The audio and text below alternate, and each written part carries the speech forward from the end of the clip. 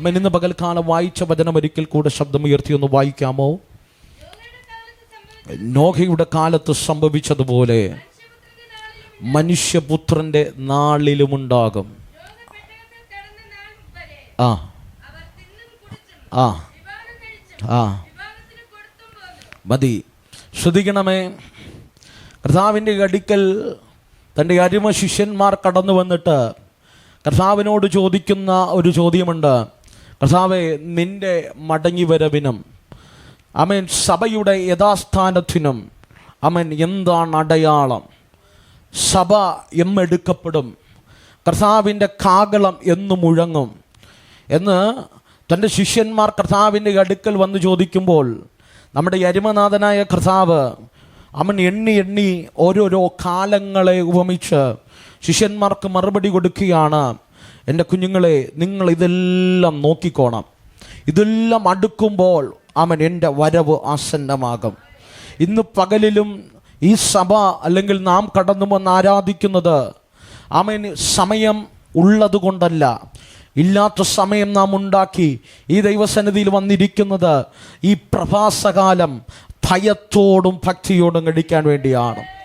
നമ്മുടെ ജീവിതത്തിൽ കടന്നുകൂടിയ മാലിന്യങ്ങളെ അമേൻ ദൈവസന്നിധി എന്ന അമേൻ ദൈവിക കരുതലെന്ന അമേൻ ദൈവസന്നിധി എന്ന വിശുദ്ധീകരിക്കുന്ന ഈ സോപ്പിൻ്റെ അടുക്കൽ കടന്നു വന്ന് ദൈവവചനമെന്ന ഈ സോപ്പ് കൊണ്ട് നമ്മുടെ ശരീരങ്ങളെയും നമ്മുടെ ആത്മാവിനകത്ത് വന്ന കന്മഷങ്ങളെയും കഴുകി ഒരു വിശുദ്ധിയോടുള്ള ജീവിതം നയിക്കുക എന്നതാണ് ലക്ഷ്യം. ആമേ, ഈ ലോകത്ത് തീർന്നു പോകുന്ന താൽക്കാലിക നന്മകളല്ല നമ്മുടെ ലക്ഷ്യം, നിത്യമായ ഭവനമാണ് ലക്ഷ്യം.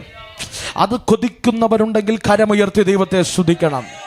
ഇന്ന് പകൽക്കാലം നാം ആരാധനയ്ക്ക് വന്നത് ഏതോ ഭൗതിക നന്മ ലഭിച്ചത് കൊണ്ടല്ല, ഏതോ വിടുതൽ ലഭിച്ചത് കൊണ്ടല്ല, ഏതോ ബന്ധനമടിഞ്ഞത് കൊണ്ടല്ല.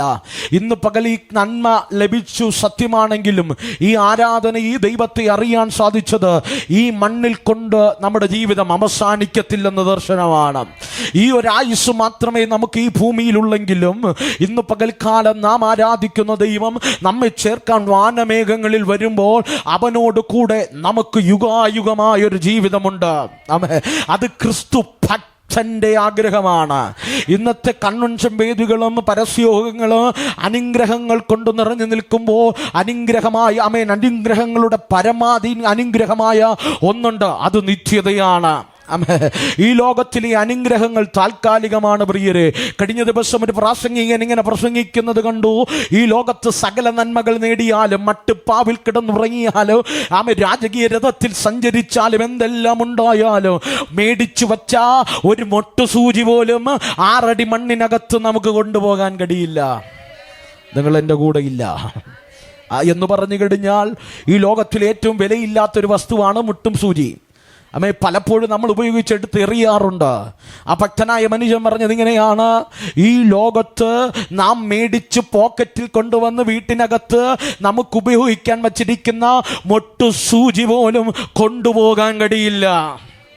ഹല്ലേലൂയ. ഇന്ന് പകൽ ഇരിക്കുന്ന ഇരിപ്പിൽ ഇരുന്നു കൊണ്ട് സങ്കീർത്തനക്കാരൻ പറഞ്ഞൊരു പ്രാർത്ഥനയുണ്ട്: എൻ്റെ നാളുകളെ എണ്ണാനുള്ള കൃപ തരണമേ. ഇന്ന് പകൽക്കാലം നിന്റെ നാളിനെ എണ്ണ ഇന്ന് പകൽക്കാല കൃപ പ്രാപിച്ചിട്ടേ പോകാവൂ. 2024 കടന്നു, സത്യമാണത്, ദൈവത്തിന്റെ കൃപയാണ്. പക്ഷെ 24 പൂർത്തീകരിക്കുമോ ഇല്ലയോ എന്ന് നമുക്കറിയത്തില്ല. പക്ഷേ ഇന്ന് പകൽ പൂർത്തീകരിച്ചാലും ഇല്ലേലോ ഇവിടം കൊണ്ട് തീരുന്നൊരായുസിലല്ല നാം പ്രത്യാശ വയ്ക്കുന്നത്. ഇന്ന് പകൽ പൗലോസ് പറയുന്നത് പോലെ ഈ ഒരായുസിലല്ല നമ്മുടെ ലക്ഷ്യം, നമ്മുടെ ലക്ഷ്യം അത് നിത്യതയാണ്. സ്നേഹത്തോടെ എൻ്റെ സഭയോട് ഞാൻ പറയട്ടെ, നിന്റെ നാളുകളെ എണ്ണാൻ നീ പഠിക്കണമെന്ന് ദൈവസന്നിധി പ്രാർത്ഥിക്കണം. സങ്കീർത്തനക്കാരൻ പറഞ്ഞു: കർത്താവേ, എൻ്റെ നാളുകളെ എണ്ണാൻ എന്നെ പഠിപ്പിക്കണമേ. ശ്രദ്ധിക്കണമേ പ്രിയരെ. കഴിഞ്ഞ ദിവസം ഒരു പത്രത്തിൻ്റെ ഒരു പേപ്പർ കട്ടിങ് കണ്ടു. പണ്ടൊക്കെ ചരമകോളം നോക്കിക്കഴിഞ്ഞാൽ ഒരു ദൈവദാസൻ ഇട്ടിരിക്കുന്ന പേപ്പർ കട്ടിങ് ഞാനിങ്ങനെ ശ്രദ്ധിച്ചതാണ്. ചരമകോളം നോക്കിക്കഴിഞ്ഞാൽ 90, 94, 96, 86 പണ്ടത്തെ അപ്പച്ചനും അമ്മമാരെയും ഒക്കെ വരാന്തയുടെ സൈഡിലൊക്കെ ഇരുന്ന് പത്രം മറച്ചിട്ട് പറയും: ഓ തങ്കച്ചൻ പോയടാ, നിങ്ങളെൻ്റെ കൂടെ ഇല്ല. ആമേ. അതൊക്കെ പോയത് 94-ലും 84-ലും ഒക്കെയാ. കഴിഞ്ഞ ദിവസം ഒരു ദൈവദാസൻ ഇട്ടിരിക്കുന്ന പേപ്പർ കട്ടിങ് എൻ്റെ ഹൃദയത്തെ ടച്ച് ചെയ്തു. ആ പേപ്പർ കട്ടിങ്ങിൻ്റെ ചരമകുളത്തിൻ്റെ പേജിനകത്ത് 19 വയസ്സുകാരായ കുഞ്ഞു പോയി, 21 വയസ്സുകാരനായവൻ പോയി, 27 വയസ്സുകാരനവൻ പോയി. വേറൊരു വ്യക്തിയുടെ ഫോട്ടോ വെച്ചിട്ട് 24-ാമത്തെ വയസ്സിൽ യാത്ര ചെയ്തു. അർത്ഥാൽ ആയുസ് ക്ഷണികമാണ്. ഇന്ന് പകൽക്കാലം ഈ മാറാത്ത സഭയിലെ വിശ്വാസികളെ നോക്കി പറയാ, നിന്റെ നാളുകളെ എണ്ണാൻ ദൈവത്തോട് പഠിപ്പിക്കാൻ പറയണ. ഇന്ന് പകൽക്കാലം ഈ ലോകത്തിലെ നന്മകളുടെ പിന്നാലെ പോകാൻ സമയമില്ല. നമുക്ക് ഈ ഉള്ളൂരിൻ്റെ മണ്ണിൽ ദൈവം ഒരു വേല വച്ചിട്ടുണ്ടെന്ന് പറഞ്ഞിട്ടുണ്ടെങ്കിൽ ഇന്ന് പകൽക്കാലം നമ്മുടെ മാള് തീരുന്നതിന് മുമ്പ് അത് ഓടി തികയ്ക്ക. ഇന്ന് പകൽക്കാലം കൃപ പ്രാപിക്കണം. അവരിങ്ങനെ ഇന്ന് പകൽക്കാലം ആ കൃപ ആവശ്യമുള്ളവർ കരമടിച്ചു ദൈവത്തെ സ്തുതിച്ചാട്ട്. സ്നേഹത്തോടെ പറയട്ടെ, എൻ്റെ കൂടപ്പിറപ്പ്, എൻ്റെ ആന്റിമാരെ, എൻ്റെ അങ്കിൾമാരെ, നിങ്ങൾ പ്രാർത്ഥിക്കണം. വീട്ടിൽ ചെയ്തു തീർക്കേണ്ട ഒത്തിരി കാര്യങ്ങളില്ലേ? നിങ്ങളൊക്കെ വന്നു കയറി ഇരുന്ന് കൊടുത്തല്ലോ എന്ന മട്ടിലായിരിക്കുന്നേ. പക്ഷെ ഇന്ന് പകൽ സത്യമാണ്, വചനം പറയുന്നു, നാളുകളെ എണ്ണാൻ നീ പഠിക്കണം. നാളുകളെ എണ്ണാൻ പഠിക്കണം. നിന്റെ വീട്ടിൽ ചെയ്തു തീർക്കേണ്ട ഒത്തിരി കാര്യമില്ലേ? ദൈവദാസൻ നേരത്തെ വർഷിപ്പ് ചെയ്തപ്പോൾ പറഞ്ഞു, ഈ ആലയം തുടങ്ങിയത് ദൈവ നിയോഗമാണ്. അപ്പോൾ എൻ്റെ ഹൃദയത്തിനകത്തോടി വന്ന കർത്താവ്, എൻ്റെ നാളുകൾ അടുക്കുന്നതിന് മുമ്പ് നിന്റെ വേല വിശ്വസ്തയോടെ ഇവിടെ ചെയ്യണം. നിങ്ങൾ എൻ്റെ കൂടെ ഉണ്ടോ? ഇന്ന് പകൽക്കാലം അധികകാലമില്ല. നമുക്കൊക്കെ ഒത്തിരി കാലം ജീവിക്കാൻ കഴിയില്ല. കാരണം ശിഷ്യന്മാരെ ചേർത്തിരുത്തിയിട്ട് പറഞ്ഞൊരു മർമ്മമുണ്ട്. ആമേ, ശിഷ്യന്മാർ കർത്താവിൻ്റെ മടങ്ങി വരവെന്നു ചോദിച്ചപ്പോൾ നമ്മുടെ അരിമനാഥൻ ഈറണിഞ്ഞ കണ്ണുമായി പ്രത്യാശയോടെ പറഞ്ഞു, ഞാൻ മടങ്ങി വരുന്നൊരു കാലമുണ്ട്. ആ കാലത്തിൻ്റെ ലക്ഷണങ്ങളിൽ ഒന്നാണ് നാം വായിച്ചത്. വചനം പറയുന്നു, നോഹയുടെ കാലം പോലെ മനുഷ്യപുത്രന്റെ വരവിൻ കാലമാകൂ. ഇന്ന് പകൽക്കാലം അർത്ഥസംഖ്യയ്ക്ക് വകയില്ലാതെ ഒരു ദൈവദാസൻ നിലയിൽ 21-ാം നൂറ്റാണ്ടിൽ ഈ 2024 ആദ്യത്തെ മണിക്കൂറുകളിൽ പറയട്ടെ, നോഹയുടെ കാലത്തേക്കാ മ്ലേച്ഛത നിറഞ്ഞുകൊണ്ടിരിക്കുന്ന കാലഘട്ടത്തിൽ ഇന്ന് പകൽക്കാലം ധൈര്യത്തോടെ പറയാൻ കഴിയാ, പ്രാവിനെ പോലെ പറന്നു പോകാ. നമുക്ക് സമയമായി. നമ്മുടെ കാകള് വാനമേഘങ്ങളിൽ വെളിപ്പെടോ, സമയമായി. ഹല്ലേലൂയ. പൗലോസ് പറയുന്നൊരു പദമുണ്ട്, ഞാൻ സന്തോഷത്തോടെ പറയുന്നുണ്ട്, നമ്മിൽ പലരും നിദ്ര പ്രാപിക്കില്ല. നിങ്ങൾ എൻ്റെ കൂടെ ഇല്ല. നമ്മിൽ പലരും നിദ്ര പ്രാപിക്കില്ല. അർത്ഥാൽ മൂക്കി പഞ്ഞി വച്ച് പെട്ടിക്കകത്താകുന്നതിന് മുമ്പ് കർത്താവ് വരും. ഒരു പ്രത്യാശയില്ലല്ലോ എന്ന് പറഞ്ഞാ ഇനി 40, 50, 10, 15, 5 വർഷം മാത്രമേ നമുക്ക് ദൈവം എഴുതിയ ഡേറ്റ് ഉള്ളൂ. നമ്മുടെ എക്സ്പയറി ഡേറ്റ് തീരാൻ സമയമുള്ളൂ. പക്ഷെ പൗലോസ് പറയുകയാണ്, നമ്മിൽ പലരും നിദ്ര പ്രാപിക്കില്ല. കാരണം അവന്റെ വാഗ്ദത്തം വെളിപ്പെടാ സമയമായി.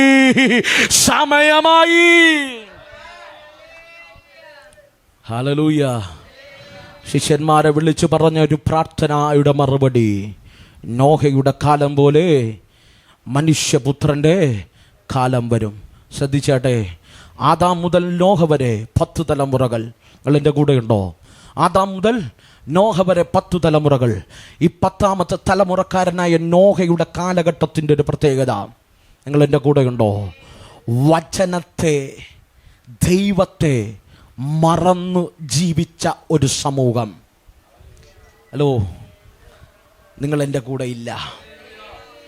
വചനത്തെ, ദൈവത്തെ മറന്ന് ജീവിച്ചവർ.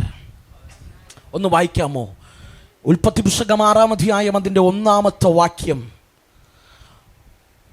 മനുഷ്യൻ ഭൂമിയിൽ പെരുകി തുടങ്ങി. അടുത്ത വാക്യമാണ് ശ്രദ്ധേയം.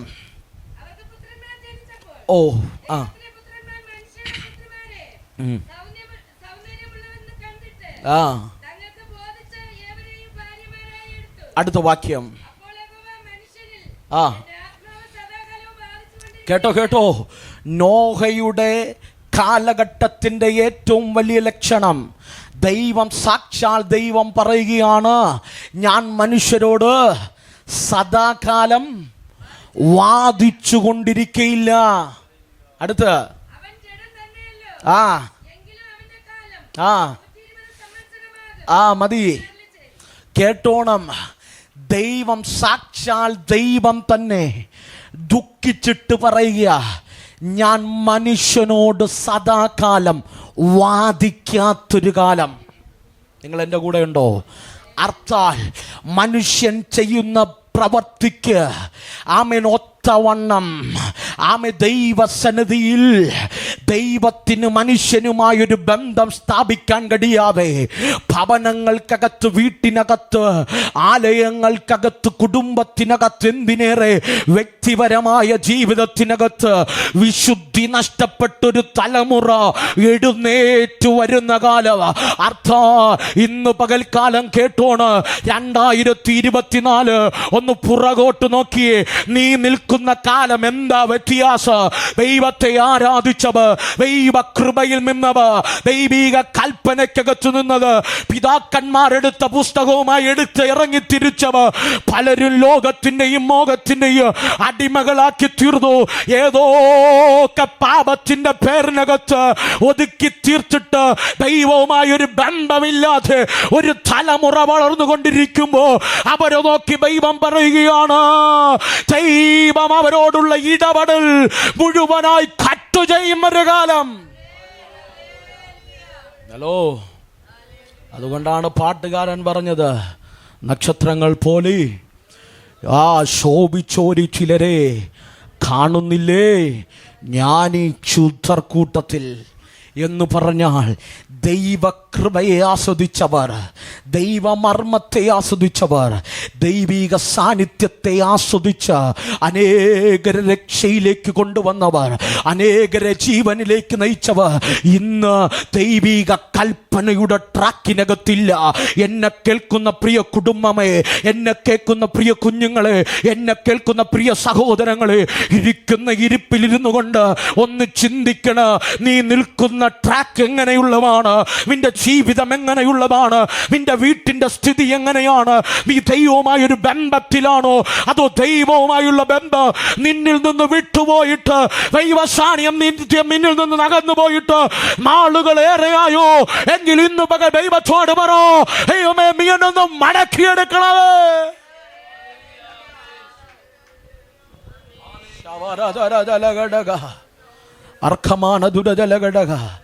നിങ്ങൾ എന്നോട് ചോദിക്കും, പാസ്റ്റേ ദൈവവുമായുള്ള ബന്ധം നഷ്ടപ്പെട്ടാൽ എന്താ കുഴപ്പം? ഞാൻ പറയും, കുഞ്ഞേ, ദൈവബന്ധമില്ലാത്ത കൊട്ടാരത്തേക്കാൾ ദൈവ സാന്നിധ്യമുള്ള മരുഭൂമി നല്ലത്.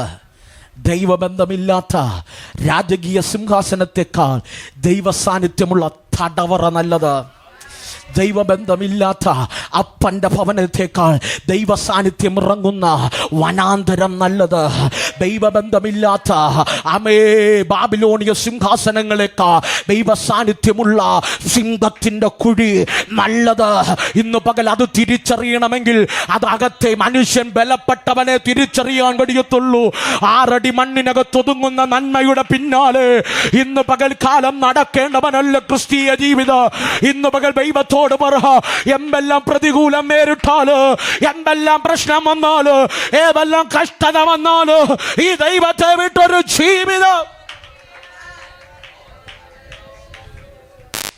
Hallelujah, hallelujah, hallelujah, hallelujah, hallelujah.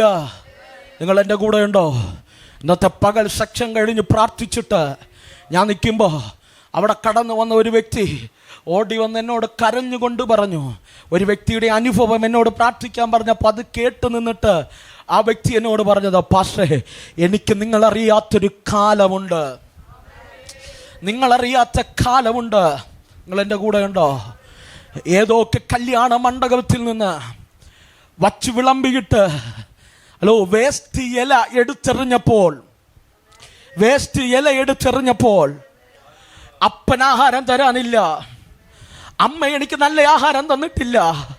പട്ടിണി മാറ്റാൻ വേണ്ടി ആ കല്യാണത്തിൻ്റെ സൈഡിലൂടെ നടന്നിട്ട് എല്ലാവരും വേസ്റ്റ് ഇല എടുത്തെറിഞ്ഞപ്പോൾ ആ വേസ്റ്റ് ഇലയിൽ നിന്ന് കൈയിട്ട് വാരി തിന്ന് വളർന്നതാ വാസേ. അങ്ങ് ഇഞ്ഞ് നടന്ന കാര്യമല്ല. നമ്മുടെ സഭയ്ക്കകത്ത് വരുന്ന ഒരു വ്യക്തി എന്നോട് ഇന്നു പകൽ പറഞ്ഞതാണ്, പക്ഷേ ആ വാരിക്കടിച്ച എൻ്റെ ജീവിതത്തെ എൻ്റെ കർത്താവ് ഇത്രമാത്രം മാനിച്ചിട്ടുണ്ടെങ്കിൽ ആ ദൈവത്തെ വിട്ട് എനിക്ക് എങ്ങനെ പോകാൻ കഴിയുക?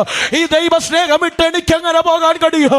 ഇന്നു പകൽ ഉയർത്തിയ ദൈവമല്ലേ, വളർത്തിയ ദൈവമല്ലേ, അവൻ ഉയർത്തി മാനിച്ച ദൈവമല്ലേ. കരമടിക്കുമെങ്കിൽ നന്നായി, കണ്ണുനീരോടെ കരയുന്നെങ്കിൽ നന്നായി. സ്നേഹത്തോടെ ചോദിക്കട്ടെ, നമ്മളെ ഉയർത്തിയത് കർത്താവല്ലേ? നമ്മളെ മാനിച്ചത് കർത്താവല്ലേ? വളർത്തിയത് ദൈവമല്ലേ? ചേർത്ത് നിർത്തിയവർ എത്രയോ പേർ നമ്മെ തള്ളിപ്പറഞ്ഞു. അവസാനം വരെ കൂടെ കാണുമെന്ന് പറഞ്ഞവർ എത്രയോ പേർ തള്ളിപ്പറഞ്ഞു. നമ്മുടെ നന്മ കണ്ട് ചിരിച്ചുകൊണ്ടടുത്തു കൂടിയവർ നമുക്കൊരു വീഴ്ച വന്നപ്പോൾ നമ്മെ ഉപേക്ഷിച്ച് കടന്നുപോയില്ലേ? അവിടെ എല്ലാം ചേർത്ത് നിർത്തിയത് ഒരു കോഴി തൻ്റെ കുഞ്ഞിനെ മറയ്ക്കുന്നത് പോലെ ചേർത്ത് നിർത്തി വളർത്തിയത് ആ കർത്താവല്ലേ? ഈ 2024 ഒന്ന് പറയാൻ കഴിയുമോ, ഈ കർത്താവിനെ വിട്ടൊരു ജീവിതം എനിക്കില്ല, ഈ കർത്താവിൻ്റെ സ്നേഹം വിട്ടൊരു ജീവിതം ഇല്ല. എത്ര വലിയ ഉയർച്ച വന്നാലും, എത്ര വലിയ താഴ്ച വന്നാലും, ഇന്ന് പകൽ എനിക്ക് വലുവെൻ്റെ ദൈവമാണ്. Hallelujah, hallelujah, hallelujah. ആദാം മുതൽ നോഹ വരെ 10 തലമുറ ദൈവസ്നേഹം അനുഭവിച്ചവർ, ദൈവിക കൃപ അനുഭവിച്ചവർ, ദൈവ ശബ്ദം കേട്ടവർ. കേട്ടോ, വചനം പറയുന്നു, ഭൂമിയിൽ മനുഷ്യർ പെറ്റുപുരുകി. ഹലോ, നിങ്ങൾ എൻ്റെ കൂടെ ഉണ്ടോ പ്രിയരെ?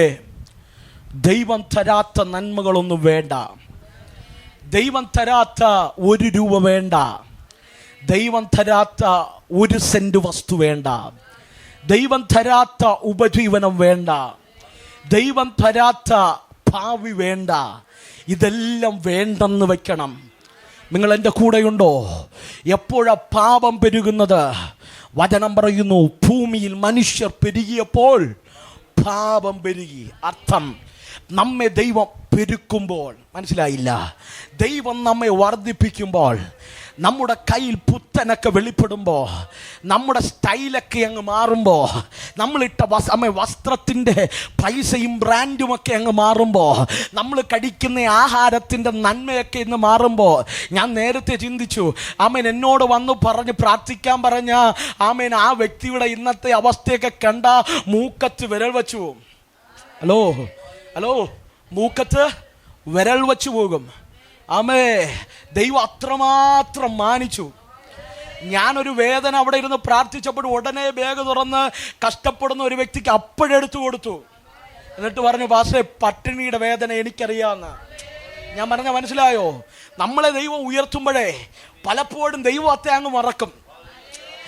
അർഹതയില്ലാത്ത നന്മ നമ്മുടെ കരത്തിൽ തരുമ്പോഴേ, നിങ്ങൾ എൻ്റെ കൂടെ ഉണ്ടോ? ആമേ പ്രിയരെ, ദൈവം വളർത്തിയാൽ നീ ദൈവത്തിൻ്റെ ചേർന്ന് നിന്ന് വളർന്നോണം.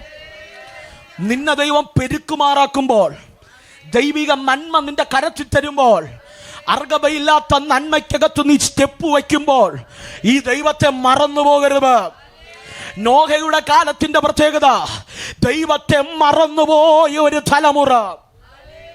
നിങ്ങൾ സ്തോത്രം പറഞ്ഞില്ല, സ്തോത്രം പറഞ്ഞില്ല. കുഞ്ഞെ, തന്ന നന്മയെ തിരിച്ചെടുക്കാൻ ദൈവത്തിന് ആണ്ടുകളോ വർഷങ്ങളോ ഒന്നും വേണ്ട. എൻ്റെ ഭാഷയിൽ പറഞ്ഞ ജോനയ്ക്ക് തണൽ കൊടുക്കാൻ ദൈവമാക്കി ആവണക്കാണ് ഈ നന്മകൾ മുഴുവനും. ഹലോ, ഹലോ, ആമേ, വല്ലപ്പോഴും ഒക്കെ കണ്ണാടി പോയിട്ട് പറയണം, ആമേ, പോൺസിൻ്റെയും കുട്ടിക്കൂറയുടെയും, ഹലോ, ആമേ, മെൻസ് ക്രീമും അമ്മ വിമൻസ് ക്രീമും ഒക്കെ ഇട്ട് വെളുപ്പിക്കുന്ന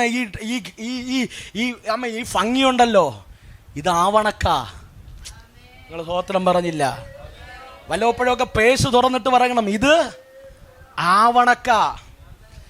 കിടന്നുറങ്ങുന്ന വീടൊക്കെ ഉണ്ടല്ലോ, ഇടയ്ക്കിടയ്ക്ക് ഗേറ്റ് തുറക്കുമ്പോൾ പറയണം, അയ്യോ ഇതാവണക്ക. ഹലോ, നിങ്ങൾ മാത്രമല്ല, പ്രസംഗിക്കുന്ന ഞങ്ങളും പറയണം. ഈ സഭകളൊക്കെ ഉണ്ടല്ലോ, നിങ്ങൾ കൂടെ ഇല്ല. ഈ കൃപാവരങ്ങളുണ്ടല്ലോ, ഈ ശുശ്രൂഷയുണ്ടല്ലോ, ഇതെല്ലാം ആവണക്കുകളാണ് ജോനയ്ക്ക് തണൽ നൽകാൻ. ഹലോ, അർത്ഥം ദൈവം നിനക്ക് ഒരു തണലായി നിർത്തിയതാ.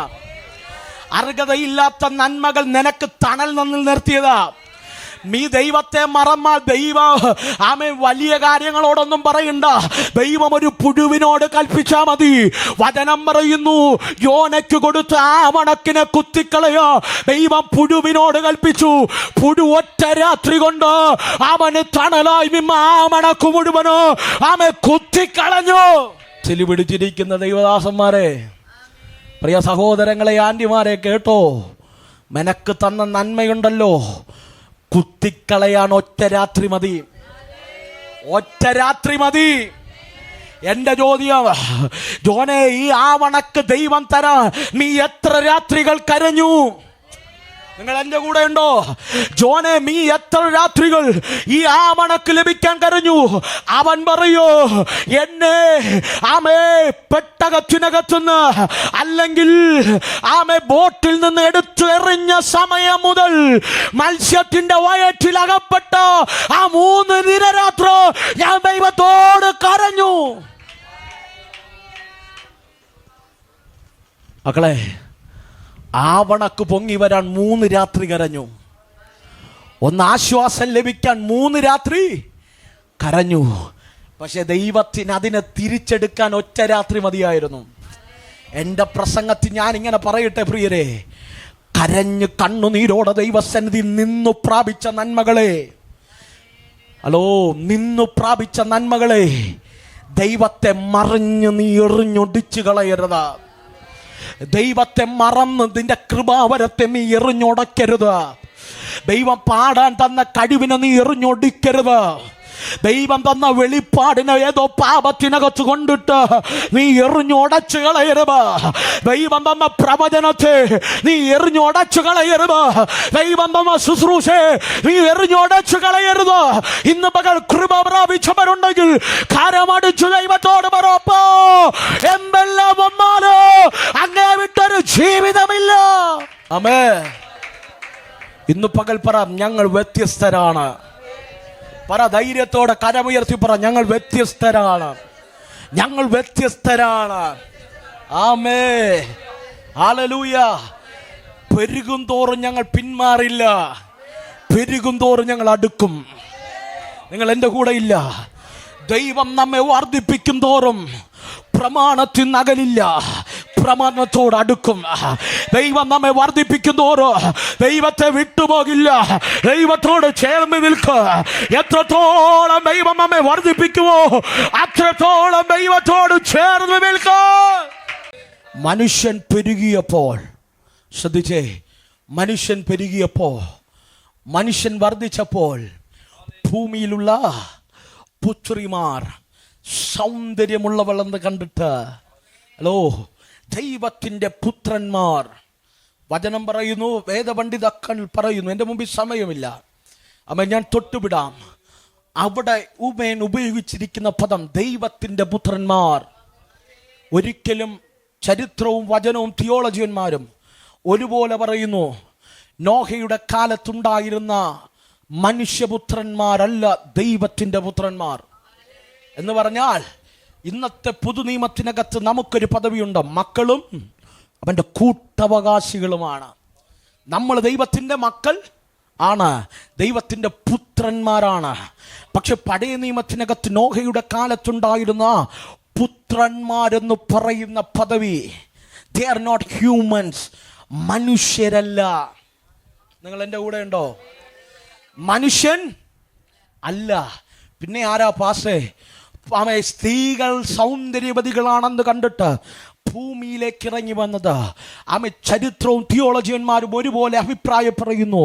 അവിടെ ഉപയോഗിച്ചിരിക്കുന്ന പദം അത് ദൈവിക ദൂതന്മാരെ കാണിക്കുന്നതാണ്.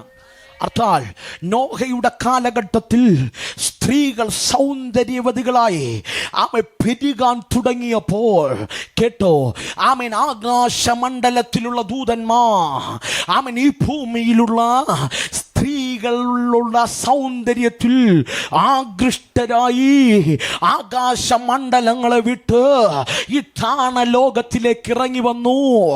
അവരുമായി വിവാഹബന്ധത്തിലേർപ്പെട്ടു.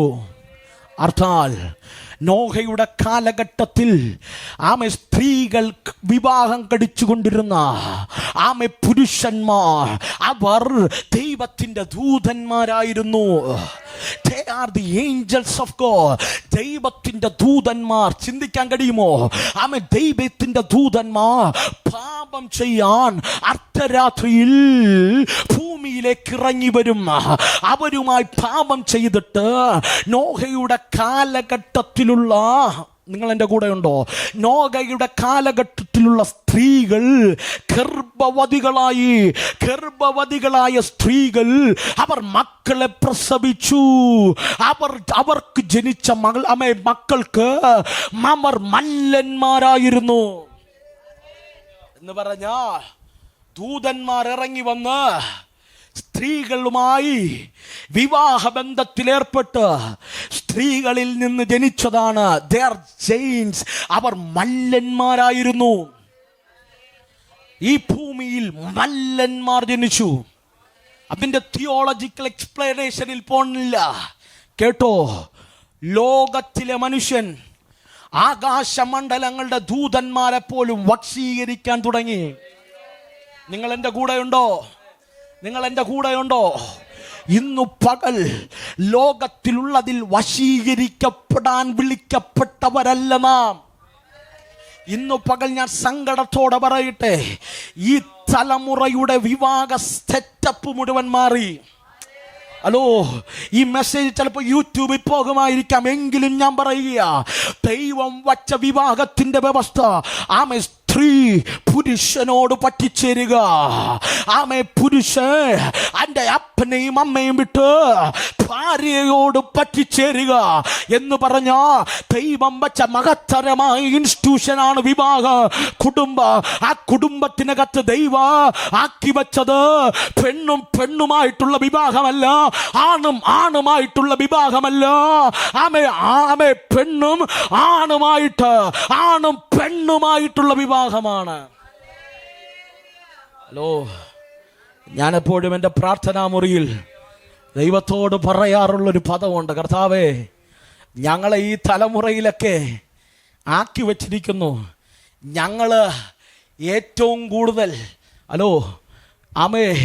ഏറ്റവും കൂടുതൽ ഞങ്ങളുടെ മുൻപിൽ വരുന്ന പ്രതിസന്ധി വെള്ള ഷർട്ടിടാത്തതല്ല.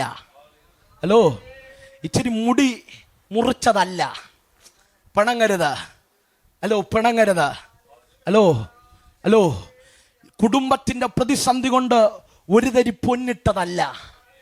ഈ തലമുറയിലെ ദൈവദാസന്മാർ ഫേസ് ചെയ്യേണ്ട പ്രശ്നങ്ങളിൽ കാതലായ മർമ്മമാണ് നോഹയുടെ കാലത്ത് വെളിപ്പെട്ടതുപോലെ. നിങ്ങൾ എൻ്റെ കൂടെ ഉണ്ടോ? കണ്ടിട്ടില്ലേ? ഓരോരോ ഇന്റർവ്യൂവിന് ആണുമായി വന്നിരിക്കുന്നു, പെണ്ണുമായി വന്നിരിക്കുന്നു. എന്തുകൊണ്ട്? നാളുകളിൽ സഭയ്ക്കകത്തത് കയറത്തില്ലെന്ന്. അതുകൊണ്ടാണ് ഈ തലമുറയ്ക്കകത്ത് ഞങ്ങൾ പറയുന്നത്, ഈ തലമുറയെ നേടാ പാരമ്പര്യത്തിന്റെ ചിന്തകളുമായിരിക്കരുത്.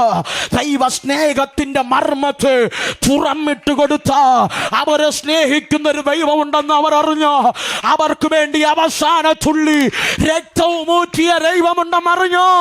അവർ ദൈവത്തിന്റെ മക്കളായി മാറും.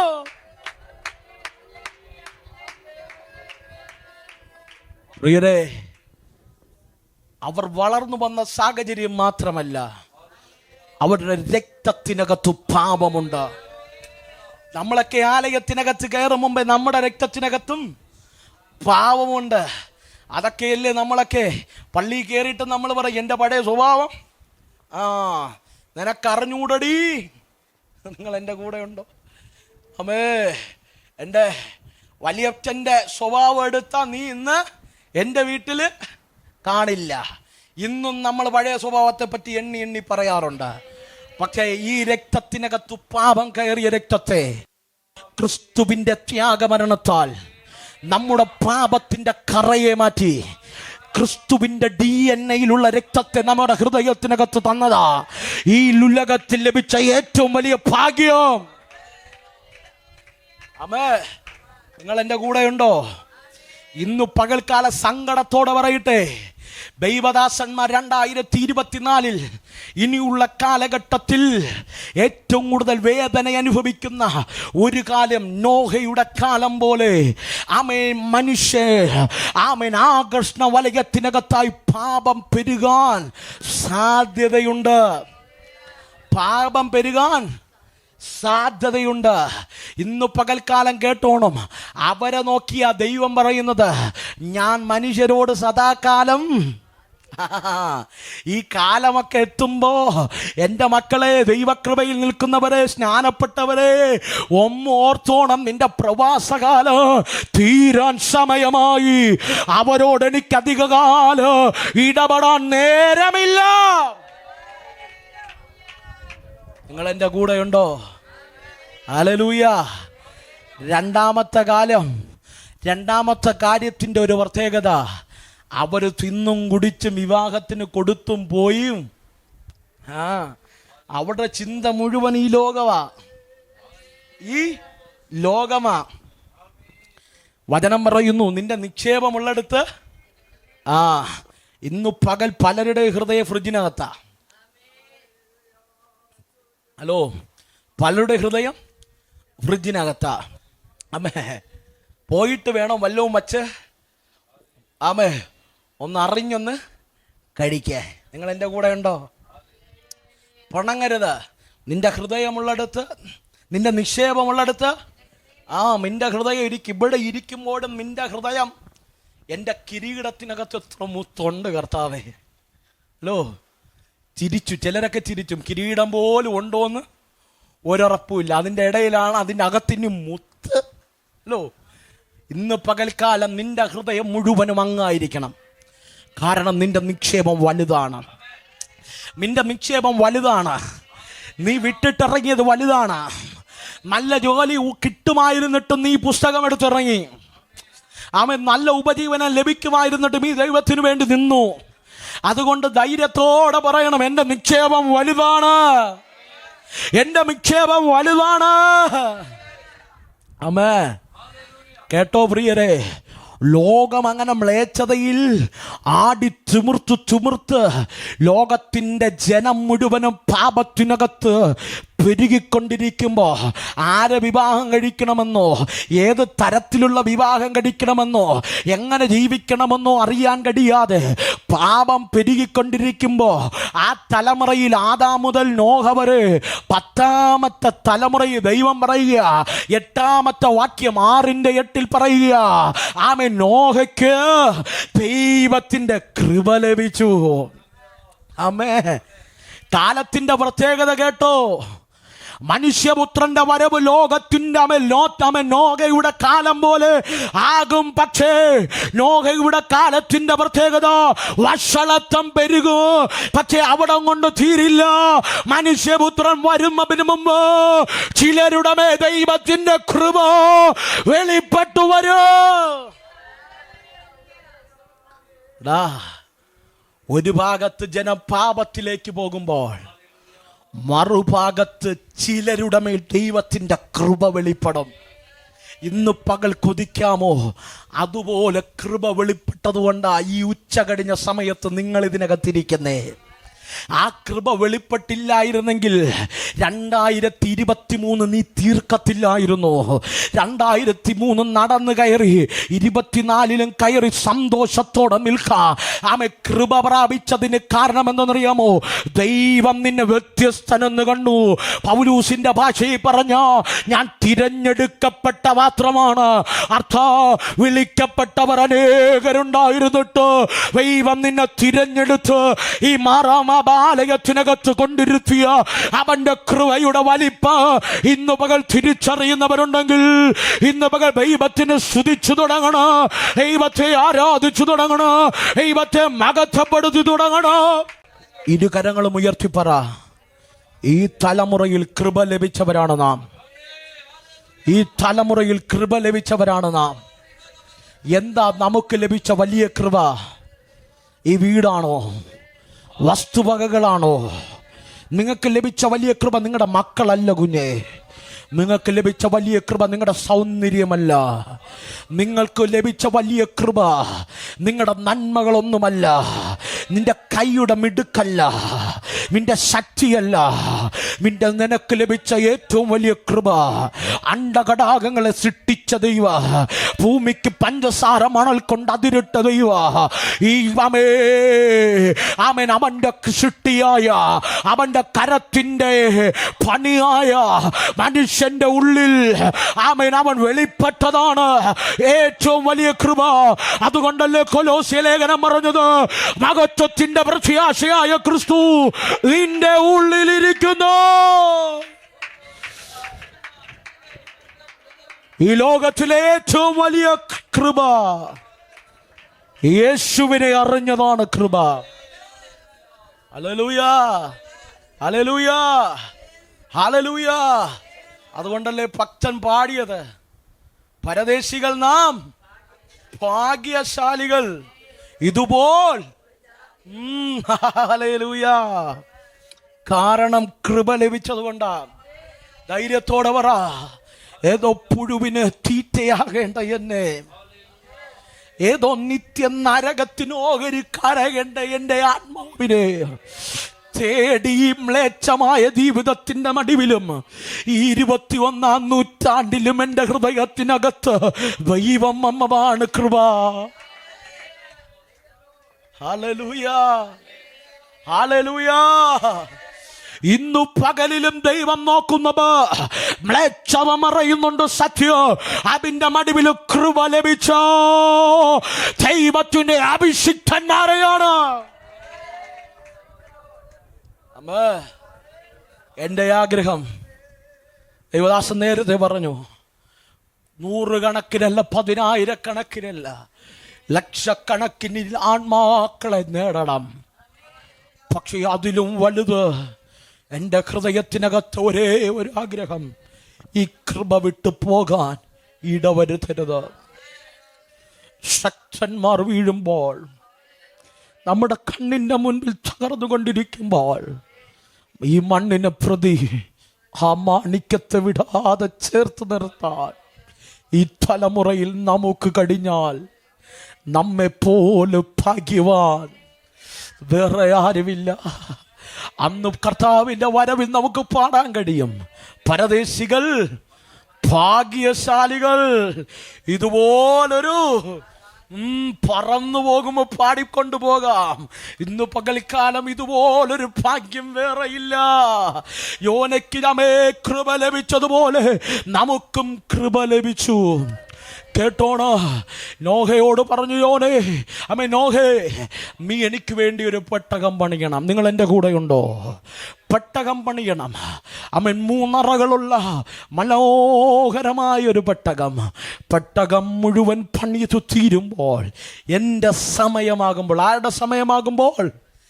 എൻ്റെ സമയമാകുമ്പോൾ, പിതാവിൻ്റെ സമയമാകുമ്പോൾ ഞാൻ നിന്നെ ചേർപ്പാൻ വരുമെന്ന് പറഞ്ഞതുപോലെ, എൻ്റെ സമയമാകുമ്പോൾ ഞാൻ ആ പെട്ടകത്തിൻ്റെ കിളിവാതിലടയ്ക്കും. നിങ്ങൾ എൻ്റെ കൂടെയുണ്ടോ? താഴ്വരയിൽ ഒരു ഭക്തൻ, ആരാ? കൃപ പ്രാപിച്ച ഭക്തൻ. താഴ്വരയിൽ ഗോഫേർ മരം കൊണ്ടുവരാൻ കാട്ടിപ്പോകുന്നു.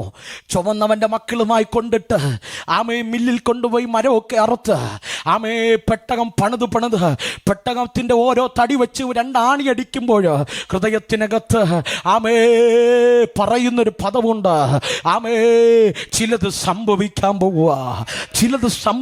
പോവുക. അതിനു മുമ്പ് ഈ പെട്ടകത്തിൻ്റെ പണി തീർക്കണം. പെട്ടകത്തിൻ്റെ പണി തുടങ്ങിയപ്പോൾ ഷേമും ഹാമും യാഫേത്തും മാറി നിന്നിട്ട് അപ്പനോട് ചോദിച്ചില്ല, അപ്പ വേറെ പണിയൊന്നുമില്ലേ? അപ്പന് പെട്ടകവും പിടിച്ചോണ്ടിരുന്നാ മതിയോ? വേറെ വല്ല പണിക്കും പോയി ഞങ്ങളെ വല്ല IAS-നും IFS-നും വിടാൻ പറഞ്ഞില്ല. ഷേമ് ഹാം യാഫേത്ത് അപ്പന്റെ കൂടെ നിന്ന് പണിയെടുക്കുകയാണ്. ലോകം മുഴുവൻ അവനെ പുച്ഛിച്ചു തള്ളുമ്പോൾ, അവനെ നിസ്സാരാന്ന് എണ്ണുമ്പോൾ, അവനെ നിന്നാപാത്രമാക്കി അവനെ പരിഹസിക്കുമ്പോൾ, നോഹയുടെ ഹൃദയത്തിനകത്ത് ലേശ സങ്കടമില്ല. അവൻ പറയും ഞാൻ കൃപ ലഭിച്ചവനാണ്. Hallelujah, hallelujah. പലപ്പോഴും ഈ ആലയത്തിന്റെ അകത്തൊക്കെ കയറി വരുമ്പോ അറിയാത്ത വേദനയൊക്കെ ഹൃദയത്തിനകത്തൂടെ ഓടിപ്പോകും. ശൂന്യതകളൊക്കെ കാണുമ്പോൾ അറിയാത്ത വേദനയൊക്കെ കയറിപ്പോകും. നാളെ എന്താകുമെന്ന് ഓർത്ത് കരഞ്ഞിട്ടുണ്ട്. അടുത്ത മാസം ആലയം എങ്ങനെയാകുമെന്ന് ഓർത്ത് കരഞ്ഞിട്ടുണ്ട്. ഒത്തിരി രാത്രിയെ പകലാക്കി കരഞ്ഞിട്ടുണ്ട്. ഞാൻ പറയട്ടെ, ആലയം പെട്ടകത്തിന് നിഴലാണെങ്കിൽ ഈ പെട്ടകത്തിന്റെ പണി ഇവിടെ ചെയ്യുമ്പോൾ താഴ്വരക്കകത്ത് ഒത്തിരി മിമ്മകൾ കേൾക്കുന്നുണ്ട്. ആരോ കഴിഞ്ഞ ദിവസം ആമേ ഞങ്ങളുടെ ആലയത്തെ നോക്കി പറഞ്ഞു, അവനൊരു ആലയമില്ലേ, പിന്നെ വേറെ എന്തിനാ രണ്ടെണ്ണം എന്നാ. ഹലോ ഹലോ ഹലോ, ഒന്നുണ്ടല്ലോ, പിന്നെ വേറെ എന്തിനാ രണ്ടെന്ന്. ഇങ്ങനെ നല്ല കുത്തുവാക്കുകളെല്ലാം കേൾക്കുന്നുണ്ട്. പലരും കൂടെ നിന്നിട്ട് പറയാറുണ്ട്, പാസ്റ്റർക്ക് വേറെ പണിയൊന്നുമില്ല, കിടന്നുറങ്ങേണ്ട സമയത്ത് ആമേ ഞങ്ങളെ രണ്ടാമതും വിളിച്ചോണ്ട്. ഹലോ, നിങ്ങൾ എൻ്റെ കൂടെ ഉണ്ടോ? ഈ കുത്തുവാക്കെല്ലാം ഞാൻ സൈഡിൽ കൂടെ കേൾക്കുന്നുണ്ട്. പക്ഷെ എങ്കിലും കണ്ണുനീരോട് ഈ പെട്ടകത്തിൻ്റെ അടുക്കലിരുന്ന് പണിയുന്നുണ്ട്. കാരണം എന്തെന്നറിയാമോ? എനിക്കൊരു ഉറപ്പുണ്ട്, ഞാൻ കൃപ ലഭിച്ചവനാണ്, ഞാൻ കൃപ ലഭിച്ചവനാണ്, ഞാൻ കൃപ ലഭിച്ചവനാണ്. നോഹയുടെ കാലം പോലെ മനുഷ്യപുത്രന്റെ കാലമാകും.